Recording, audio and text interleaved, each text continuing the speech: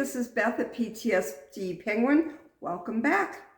It's that time of year again. Snow is falling, temperatures are dropping, and for some of us, that means being stuck inside. While it can look magical outside, for those of us dealing with PTSD, it's not always a winter wonderland. Snowy weather can bring us a sense of isolation. Roads are icy, power might go out, and getting anywhere can feel impossible.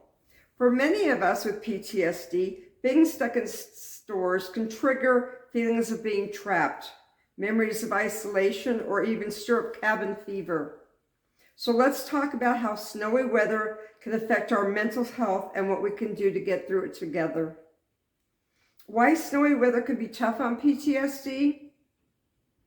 Well, first let's break it down. Why snowy weather can feel so hard.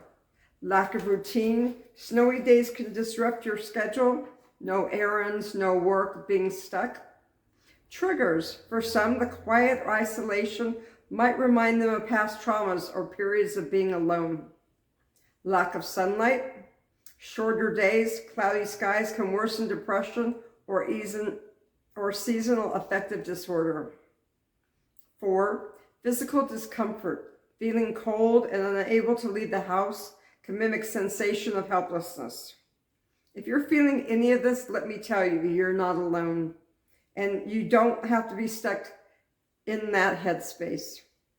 Now, there's ways to cope with being stuck inside.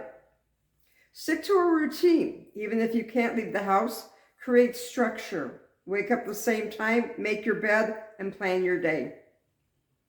Engage in your senses. Light a candle. Wake up to your favorite blanket. Put on music that makes you feel calm or happy. Move your body, stretch, do yoga, or even dance in your living room. Moving around helps relieve tension. Or go to the casino, or go for a walk, or whatever makes you feel better. Creative outlets, whether it's journaling, painting, or even baking, use this time to express yourself. Reach out, call a friend, or connect with somebody online. Feeling stuck doesn't mean you have to be alone. Sometimes I'll even talk to a friend on the phone. I would call my friend Pam or talk to my friend Vicky or other friends and just vent to them and tell them how I'm feeling, see how they're doing, because you never know. Now, one thing that's come up since I wrote my video for this is the fires in California. It's devastating. We're losing buildings, we're losing houses, we're losing land. Personally, I have one cousin so far that's lost their house. If you're going through any of this fire in California, or if you have friends or family, they're probably going to go through PTSD as well afterwards.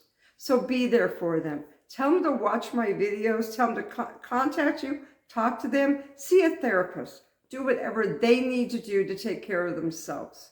This time of need and familiar places is not going to be easy. Now, if you deal with PTSD already and you're dealing with this, make sure you go see a therapist. Go talk to a friend. Get out of the situation. But do whatever you need to do to take care of you. Again, this is Beth at PTSD Penguin. My prayers are for friends and family. I love you all and take care.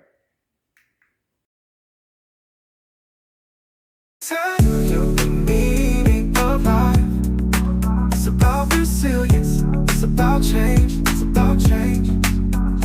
Learn from your mistakes, no need to be nervous. Do you know the meaning?